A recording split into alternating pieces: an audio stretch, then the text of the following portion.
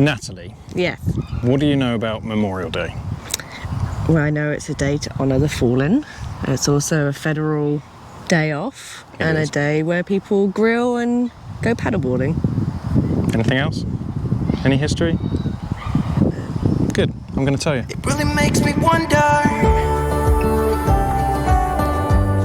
Yeah, it makes me wonder. Oh, I wonder. Oh, I just wonder. Welcome back to Brazen Brits.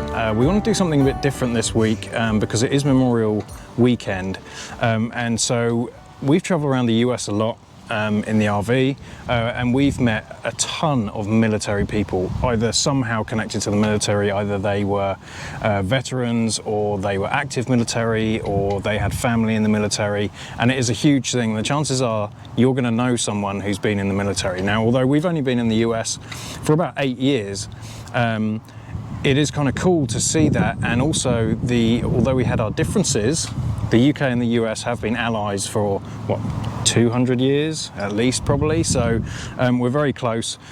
So anyway, we want to tell you a little bit about Memorial Day and a bit of the history, because some of this I did not know, and I find it fascinating.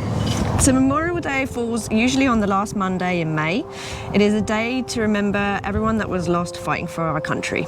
But it wasn't always called Memorial Day, and it wasn't always on the last Monday of May. The Civil War ended in the spring of 1865, and it caused more deaths than any other conflict in US history. And because of that, they started building the first national cemetery. So the years after the Civil War ended, a lot of towns and cities used to hold springtime tributes to fallen soldiers, and what they would do is they would decorate graves and perhaps have some kind of parade or something through that.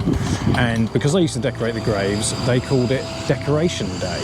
On May the 5th, in 1868, General John A. Logan called for a nationwide day of remembrance later that month. And so, excuse me, I'm going to read this out because it is a quote. He said, "The 30th of May 1968 is designated for the purposes of strewing with flowers or otherwise decorating the graves of comrades who died in defence of their country during the late rebellion and whose bodies now lie in almost every city, village and hamlet churchyard in the land." May 30th was picked because it was not the anniversary of any other battle. So on the first decoration day, 5,000 people helped to decorate the graves of 20,000 Civil War soldiers in Arlington National Cemetery. General James Garfield actually gave a speech.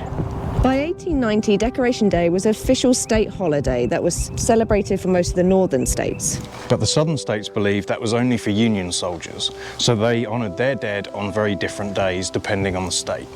For decades, Memorial Day continued to be observed on May 30th, but in 1968 Congress passed the Uniform Monday Holiday Act, which established Memorial Day as the last Monday in May and would replace Decoration Day. The same law also declared Memorial Day a federal holiday, and this was to create a 3-day weekend for federal employees.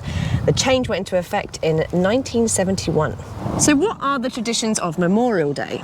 Well, typically you'll see parades in certain places. I know that when we lived near DC, they had the Rolling Thunder, where a whole bunch of motorcycles, and I think it was some crazy amount, like 1 million people or something, used to go there and ride motorcycles through DC. Over Memorial Bridge. Over Memorial Bridge, exactly, and up to Arlington Cemetery as well, I think. So you'll see a lot of things like that, parades. They will often include military personnel. They will be lots of people honouring their family and friends who just didn't come home from the war. Many Americans will also visit cemeteries and memorials and hold a 1-minute silence at 3 p.m. Another tradition that I thought was typically British, actually, I didn't know it was over here, is that because of World War I, people also wear a poppy in remembrance of people. So that actually is based from a poem about World War I, which we will post down below in the description. It's worth a read. So poppies are also a big thing in the UK, a huge thing for Remembrance Day. You'll see them everywhere.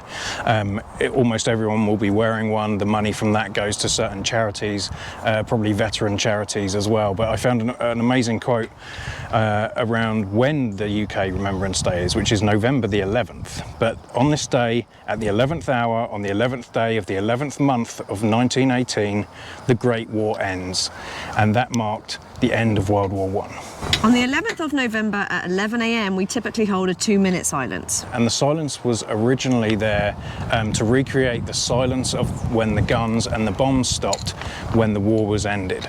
It's also, obviously now it's used for people to remember lost ones and to honour fallen heroes. Although many of the traditions and parades and parties and celebration, grill time, don't forget to take a moment to remember and thank those that gave their lives to make the US what it is today. Yeah, and one thing that I'm embarrassed to admit that I'm pretty guilty of is Memorial Day is not probably the best day to thank soldiers for their service. True. I hadn't thought about this before, but it could almost be deemed insulting because today is about, or Memorial Day is about, you know, honouring those who didn't come back from war. So it could be seen as, you know, a bit insulting if you thank people for, you know, their service. So I would suggest not to do that. That is a great tip that one of my military friends actually told me. So, but he did say, go for it on Veterans Day. Thank everyone you want. yeah. So in true Wayward Wag style, I'd like to end the video honouring some fallen heroes of our own.